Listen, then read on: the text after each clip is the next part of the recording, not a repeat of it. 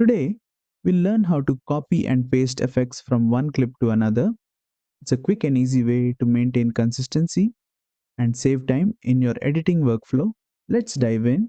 First, ensure you've applied your desired effects to one clip, such as color grading, transformations, or other adjustments. To copy the effects, select the clip with the effects you want to copy. Right click and choose Copy.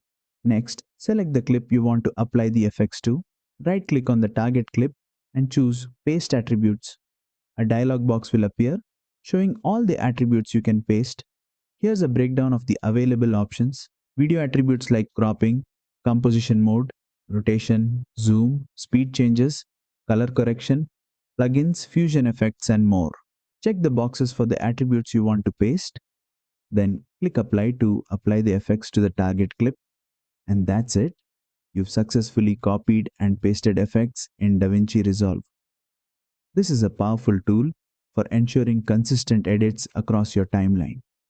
If you found this tutorial helpful, don't forget to like, subscribe, and hit the bell icon for more DaVinci Resolve tips and tricks.